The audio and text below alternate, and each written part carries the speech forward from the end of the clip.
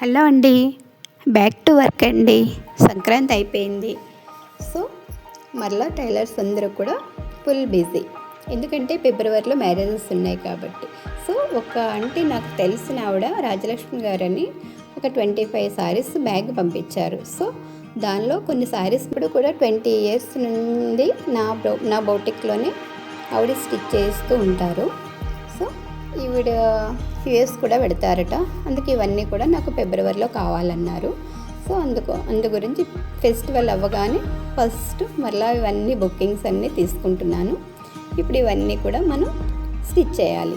Tailors ఎప్పుడు కూడా full busy ఉంటారు. ఎందుకంటే వాళ్ళకి ఫెస్టివల్ ఒక 3 డేస్ కూడా వాళ్ళకి ఖాళీగా ఉండరు. సో ఊర్లో వెళ్తే కొంచెం ఆ 3 డేస్ ఆపేస్తారు. నెక్స్ట్ రొటీన్ లైఫ్లో మరలా నెక్స్ట్ వాళ్ళు బిజినెస్ స్టార్ట్ చేయాల్సిందే. నేను కొన్ని శారీస్ చూపిస్తున్నాను. అలానే వేరే కస్టమర్స్ కూడా డిఫరెంట్ శారీస్ పంపించారు. సో పట్టు శారీస్ కూడా ఉన్నాయి. వీటికి కంప్యూటర్ వర్క్స్, కొన్నిటికి కంప్యూటర్ వర్క్స్ చేయించాలి, కొన్నిటికి మగ్గం వర్క్స్ కూడా చేయించాలి. సో ఇప్పుడు ఇట్లాంటి పట్టు శారీస్ వచ్చినప్పుడు మనకి కంప్యూటర్ వర్క్ పట్టు బ్లౌజ్ తీసుకుని వర్క్ చేయించుకోవాలి. సో ఇవి కొన్ని కంప్యూటర్ వర్క్, కొన్ని మగ్గం వర్క్స్ చేయించాలి.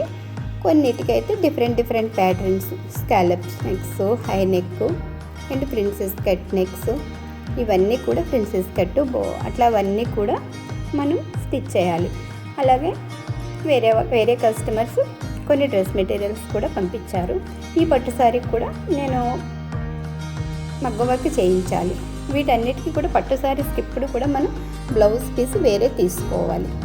సో అలానే వేరే సాఫ్ట్ సిల్క్, ఈ సారీ కోటా సారీ ఇట్లాంటి మనం ప్యాటర్న్ బ్లౌజ్ లాగా స్టిచ్ చేయొచ్చు.